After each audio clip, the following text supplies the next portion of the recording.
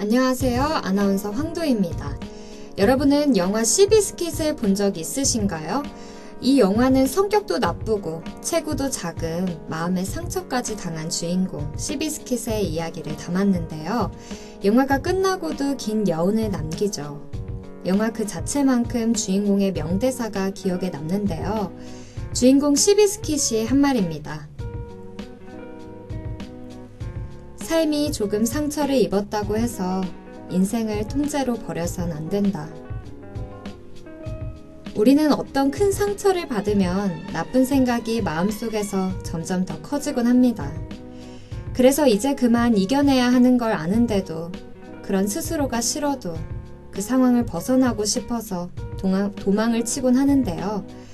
지금 가고 있는 그 길이 너무나 어렵다면 한번 생각해 보시기 바랍니다. 그 길의 끝에 여러분이 얻을 달디단 열매를 말이죠. 그렇다면 너무나 힘들다고 생각한 그 상황들을 조금은 잘 보낼 수 있지 않을까요?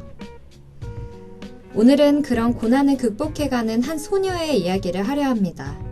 오늘 이야기할 책은 춤추는 휠체어입니다.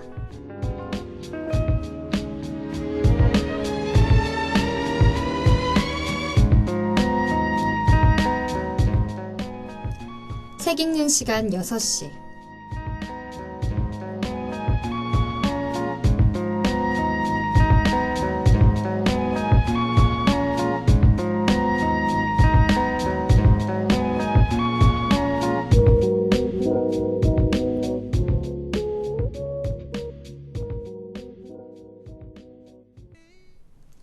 나는 방해받고 싶지 않다.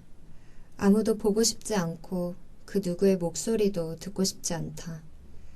나는 새의 노랫소리조차 참을 수 없다.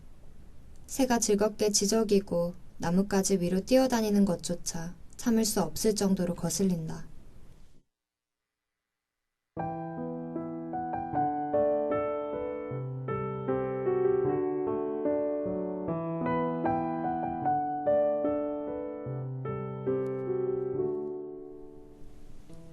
한 소녀가 있습니다.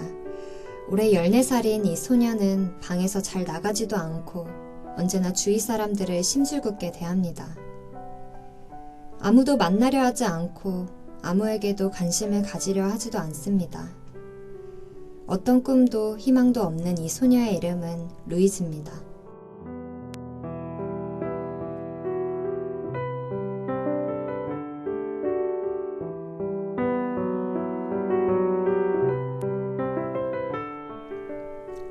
사고는 정말 아무런 예측도 예고도 없이 순식간에 일어났습니다. 승마 선수를 꿈꾸던 13살 소녀가 말에서 떨어진 날은 평소와 너무도 다름없이 화창한 날이었습니다. 주위 사람들조차 빛나게 한 소녀는 모든 걸 잃어갔습니다. 아니, 스스로 잃어가려 했습니다. 하나같이 자신을 향해 동정어린 태도를 보였고 불쌍하다는 듯한 눈길로 바라봤습니다. 그래서 소녀는 더더욱 스스로에게 말했습니다. 나는 그들에게 관심이 없어. 더 이상 나에게 관심을 두지 마! 집으로 찾아온 친구들을 내치고 방문을 굳게 닫았습니다. 사고 이후 너무도 달라진 소녀의 모습에 부모님은 너무도 마음이 아팠습니다. 부모님은 소녀를 위해 이사를 가기로 결정했습니다. 정원이 넓은 이 큰 집이 루이즈를 편하고 행복하게 할 것이라 생각하며 소녀는 이사를 하는 동안 아무런 관심도 보이지 않고 어떤 한마디도 하지 않았습니다. 정원에는 꽃이 피고 푸른 잎이 우거져 있었고 그늘진 정자가 있었지만 소녀는 등을 돌리며 그저 방 안에서 시간을 보냈습니다.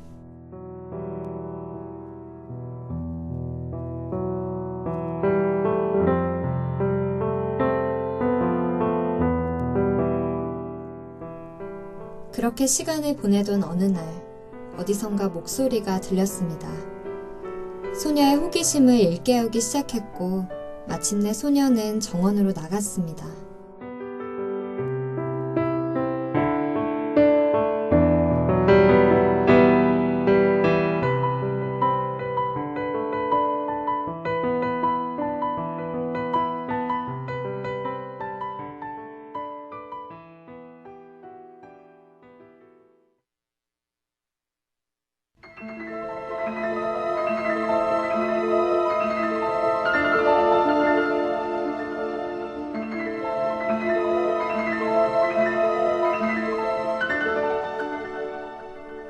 익숙치 않은 휠체어와 작은 나무들이 빽빽하게 늘어진 정원, 그리고 저 멀리 자신을 부르는 엄마.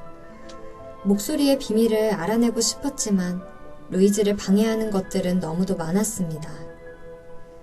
그렇게 며칠 동안 정원에 오래 있으며 한 가지 사실을 알게 됩니다. 자신의 집을 중심으로 총 3채의 집이 있고 그 집들의 정원이 울타리의 낡은 문으로 연결되어 있다는 것을요. 하지만 문은 굳게 닫혀 있었고 루이즈는 아빠의 연장을 빌려 몰래 문을 열게 됩니다. 꼼짝마! 문을 여는 순간 휠체어에 탄 할아버지가 루이즈를 향해 총을 겨눕니다. 루이즈는 너무 놀랐지만 침착히 최대한 상냥히 말하려 하죠. 할아버지, 방해해서 미안해요. 노인은 꼼짝도 하지 않았고 루이즈는 격렬히 일어나 손을 들 수 없다고 말합니다. 잠시 후 노인은 말하죠. 그럼 휴전이다. 저 멀리 자신의 장난감 총을 잃어버린 꼬마의 목소리가 들리고 할아버지를 불렀습니다.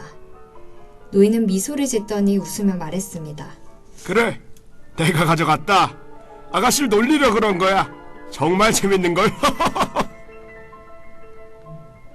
달려온 아이에게 총을 건네준 노인은 아무렇지 않게 루이즈에게 묻습니다.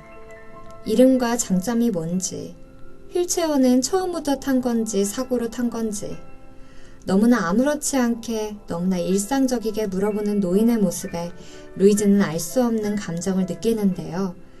사고 이후 자신을 이렇게 아무렇지 않게 대하는 모습을 처음 봤기 때문이죠.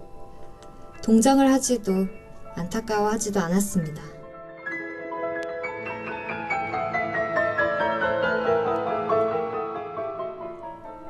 루이즈는 오늘 비밀의 문을 통해 할아버지와 만난 것을 아무에게도 말하지 않았습니다.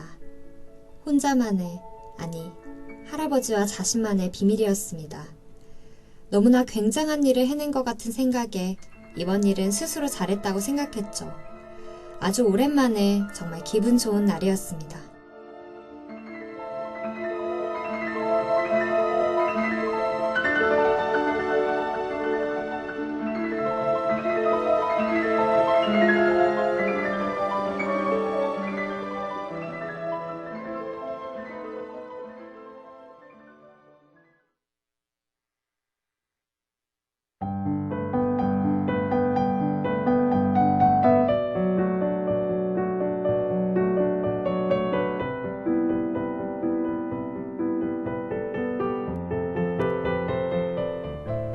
다음날 아침 어제 만난 이웃집 할아버지의 전화가 왔고 차를 마시러 오라는 초대를 받았습니다. 평소와 달리 혼자 현관을 나서야 했던 루이즈는 근육이 수없이 뒤틀린 후에야 문을 열 수 있었고 휠체어 바퀴를 몇 번이나 굴려 옆집에 도착했습니다. 그런데 초인종을 누르지도 않았는데 문이 열렸습니다. 그리고 적어도 16살은 된 듯한 잘생긴 소년이 미소를 지으며 루이즈에게 인사했습니다. 소년의 이름은 레오, 할아버지의 손자라고 합니다. 레오는 단 한 번에 루이즈의 마음을 가져갔고 루이즈는 할아버지를 만나 찻잔을 받는 순간까지, 아니 집에 돌아가서도 소년의 모습이 머릿속에 떠나지 않았습니다.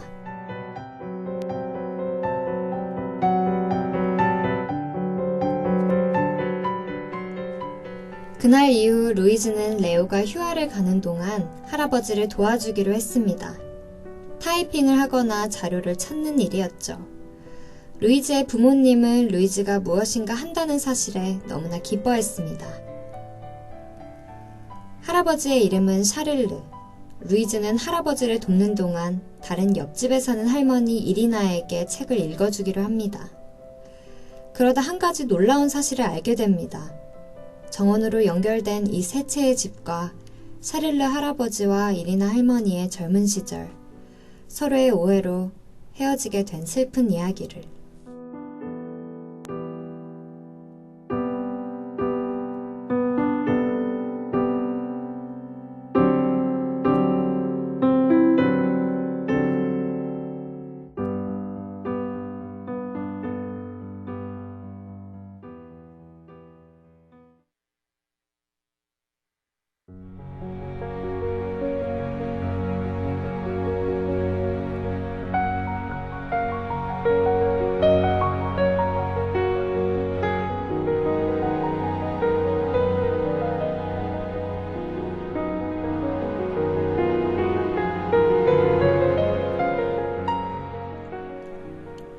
원래 이 세 채의 집은 지난 세기 말에 돈 많은 사업가가 자신의 누이와 남동생을 위해 지은 것이라 합니다. 사업가는 현재 루이즈의 집인 가운데에 있는 집에서 살았지만 강제 수용소에 보내졌습니다. 도박에 빠진 남동생은 자신의 집을 팔고 그곳엔 다른 남자가 살게 됐습니다. 그리고 그곳에서 샤를르가 태어났습니다. 누이는 러시아 출신의 남자와 결혼했고 그 집에선 이리나가 태어나게 됐죠. 그렇게 샤를르와 이리나는 어린 시절부터 서로를 사랑하게 됐습니다.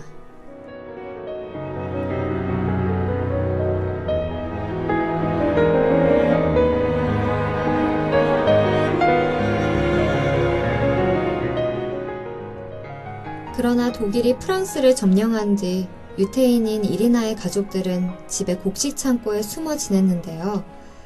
이리나와 샤를르는 아무도 몰래 만남을 가졌습니다.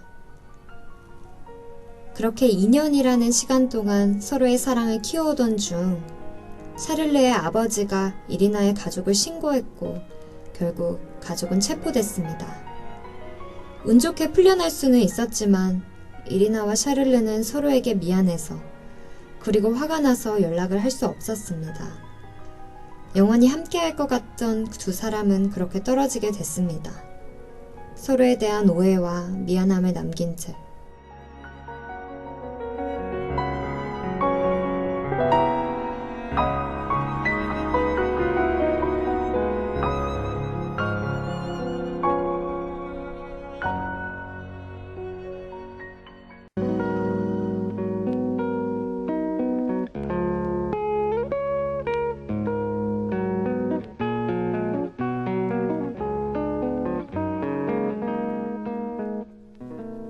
책의 마지막에 이르러 이리나와 샤를르는 루이즈의 도움으로 서로의 오해를 푸는데요.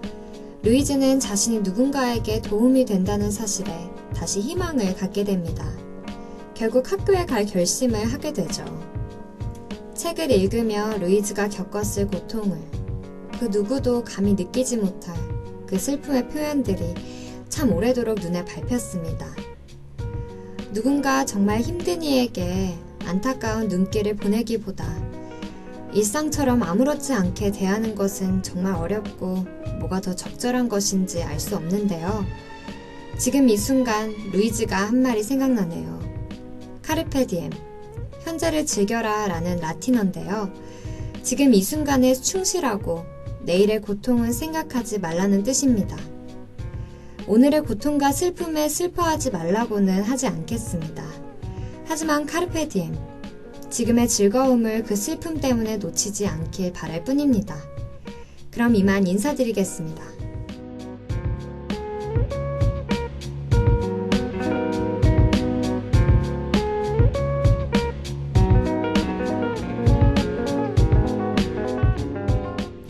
지금까지 제작 송윤영, 기술 유다경, 진행의 황도희였습니다.